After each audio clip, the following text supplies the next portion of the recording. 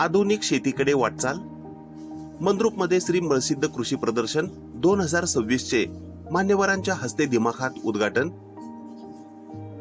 दक्षिण सोलापूर तालुक्यातील मंद्रुप येथे स्वर्गीय महादेव मेत्रे क्रिकेट मैदानावर भरवण्यात आलेल्या श्री मळसिद्ध कृषी प्रदर्शन 2026 चे उद्घाटन मंगळवारी सायंकाळी उत्साहपूर्ण वातावरणात पार पडले.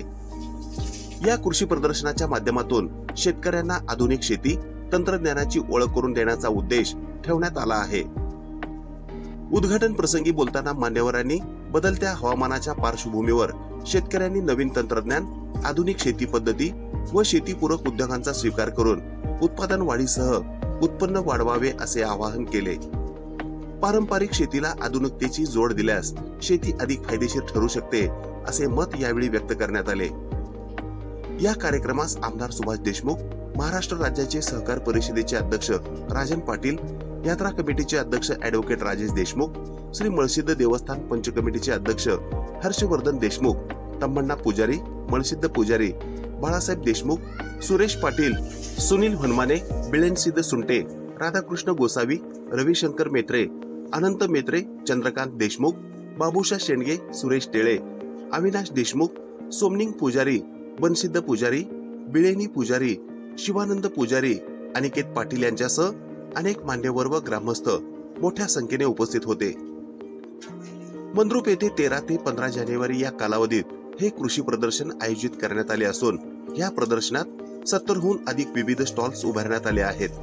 या स्टॉल्स मध्ये अत्याधुनिक शेती अवजारे, सुधारित बियाणे, खते, कीटकनाशके, ठिबक व तुषार सिंचन प्रणाली, शेती यंत्रसामग्री तसेच शेतीपूरक व्यवसायासाठी आवश्यक साहित्य शेतकऱ्यांसाठी उपलब्ध आहे. या कृषी प्रदर्शनातून शेतकऱ्यांना नवीन तंत्रज्ञानाची प्रत्यक्ष माहिती, शेतीतील खर्च कसा कमी करावा, उत्पादन कसे वाढवावे याबाबत मार्गदर्शन मिळणार असून तरुण शेतकरी, महिला बचत गट व शेतीपूरक उद्योग करणाऱ्यांसाठी हे प्रदर्शन लाभदायक ठरणार आहे. शेतकऱ्यांनी या कृषी प्रदर्शनाला आवर्जून भेट देऊन नव्या संधीचा लाभ घ्यावा व शेती अधिक सक्षम, आधुनिक आणि नफ्याची करण्यासाठी पुढाकार घ्यावा असे आवाहन श्री मळसिद्ध देवस्थान पंच कमिटीचे अध्यक्ष हर्षवर्धन देशमुख यांनी केले आहे. पिकवल्यानंतर तात्काळ त्याला देणं एवढं झालेलं असतं की कापणी झाली, काढल्या बाजारपेठेत जात असत आणि सर्वच ठिकाणचा माल त्या पिरियड मध्ये, त्या काळामध्ये एकदम येतो आणि स्वाभाविकपणे त्याचा व्यापारी थोडासा त्यांच्या दृष्टीने सदुपयोग, आपल्या दृष्टीने दुरुपयोग, कमी भावामध्ये माल द्यावा लागतो. तोच माल परत महिना, दीड महिन्या, 2 महिन्यामध्ये मालाचा पुरवठा कमी व्हायला लागला की स्वाभाविकपणे 1.5 पेक्षाही अधिक किंमत त्याला मिळते आणि 1 महिना, 2 महिने सांभाळलं तर त्याला वर्ष, 2 वर्षाची कमाई होती. आम्ही वर्षभर मेहनत करतो, निसर्गावर अवलंबून राहतो. पाऊस पडतोय का नाही पडतोय माहित नाही. पाऊस पडला तर अतिवृष्टी होती का माहिती नाही. संकट कोणतं येतंय माहिती नाही. बाजारभाव काय माहिती नाही. या सर्व अंधारमय जीवनामध्ये माझा शेतकरी काम करत असताना वर्षभर सांभाळून सुद्धा जेवढे पैसे मिळत नाहीत त्याच्या काही पटीत महिना, दीड महिन्यानं या व्यापाऱ्यांना मिळतात. मला असं वाटतं ह्या प्रदर्शनाचं एक निमित्त आहे. राजेश मालकाला विनंती राहणार आहे, भविष्य काळामध्ये पहिलं वर्ष आहे, अनेक आपल्याकडनं त्रुटी राहण्याची शक्यता आहे. शेतकऱ्यांच्या अपेक्षेप्रमाणे आपण त्यांना सर्व पुरवठा करू शकलो नाही. मला असं वाटतं की आपण सुद्धा अनेक वेगवेगळ्या ठिकाणचे प्रदर्शन पाहावेत.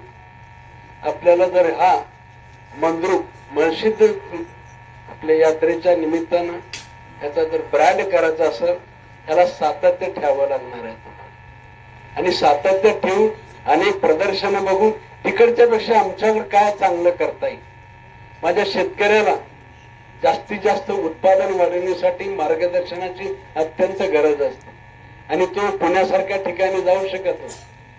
स्वाभाविकपणे तुम्ही म्हणल्याप्रमाणे कमी खर्चात जाता येता इथं मिळू शकते. मग शेतकऱ्यांना प्रबोधन असेल, मशागतीचं असेल, पिकाचं प्रदर्शन असेल, उत्पादन वाढीचं प्रदर्शन असेल, प्रक्रिया उद्योग असते. कारण व्हॅल्यू ऍडिशन केल्याशिवाय भविष्य आपल्याला उज्ज्वल नाही.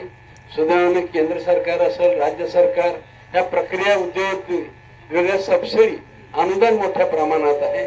व्याजाच्या अनुदानाच्या योजना आहेत. मला असं वाटतं ह्या योजना सुद्धा आपण या शेतकऱ्यांना मार्गदर्शनाच्या रूपाने सांगितल्या गेल्या पाहिजे.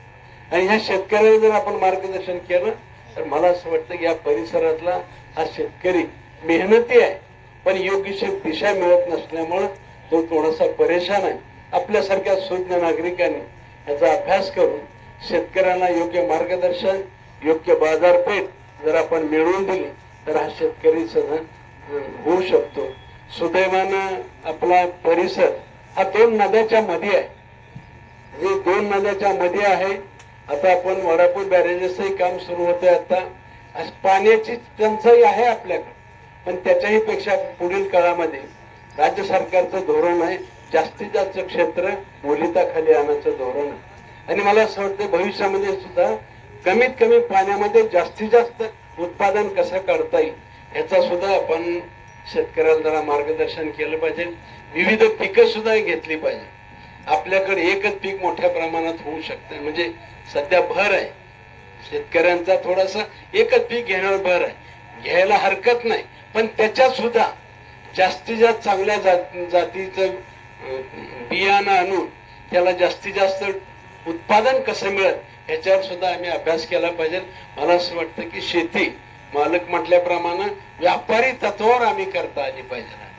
पारंपरिक शेती करायचं, पारंपरिक शेती करायचे दिवस गेलेत, मजूर आपल्याला मिळत नाहीत आणि स्वाभाविकपणे मग आपल्या अडचण वाढत जाते. आणि मग मला असं वाटतं नवीन तंत्रज्ञानाचा उपयोग सुद्धा हे कसा करायचा, काय करायचा, देशमुख मालक ह्या प्रदर्शनाच्या निमित्तानं आपण शेतकऱ्यांना सांगावं, प्रबोधन करावं. अशा अनेक गोष्टी आपल्याला ह्या माध्यमातून मिळू शकतात. अनेक मंद्रुप गाव हे नावारूपाला, ह्या परिसर नावारूपाला आणण्याची जबाबदारी सुद्धा आपण करावी, मंद्रुपकरांनी करावी. आणि मला खात्री आहे हे सगळं करत असताना श्री महसिद्ध देवस्थानचा आपल्याला 100% आशीर्वाद मिळाल्याशिवाय राहणार नाही. त्यांच्या आशीर्वादावरच आपलं सगळं हा परिसर नंदनवन होऊ शकतो. फक्त निमित्त तुम्ही होणार आहेत, पुढाकार तुम्ही घेत आहात. अधिक जास्तीत जास्त गतीने घ्यावा